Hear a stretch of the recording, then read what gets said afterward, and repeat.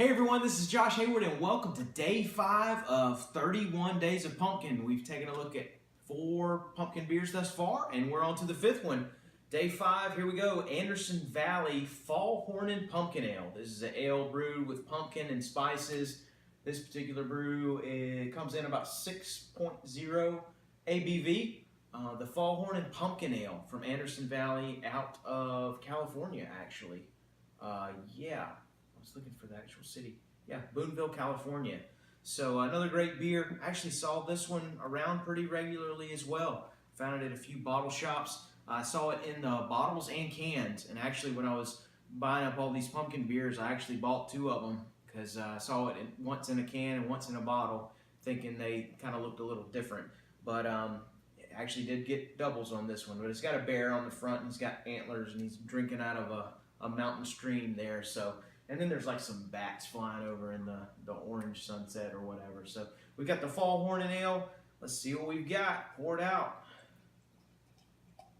We've seen a variety of different pumpkin beers thus far. You know, we've seen kind of a pretty straightforward pumpkin beer with the Ichabod, and we've seen a Scottish pumpkin ale, and just kind of been seeing a lot of different things. It's been really interesting to see what these breweries are doing. But here, this is actually probably the darkest pumpkin ale we've had thus far. That Scottish was a close second, but that Scottish took on more of a red hue. This is almost near brown. This is dark, dark, dark amber.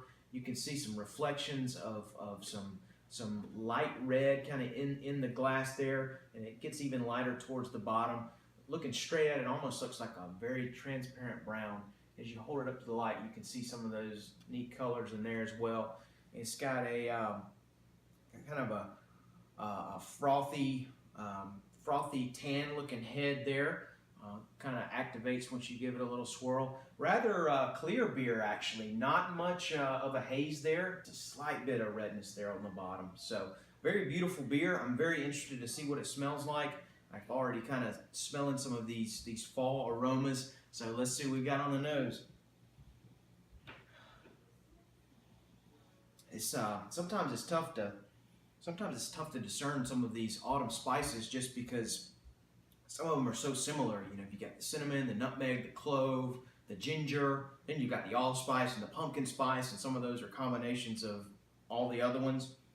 So it's rather interesting. If you're curious about it, you can smell the spice and then smell the beer and see if you discern those particular notes in it. But there's lots of spices in here. I'm getting some cinnamon. Sorry, there's just so much here.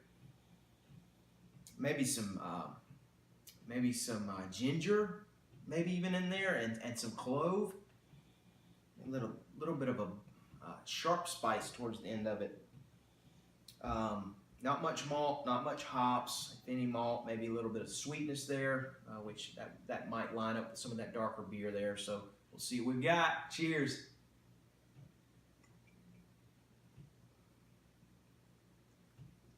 Not a bad beer. Interesting beer. It's definitely chock full of fall spice. That's for sure.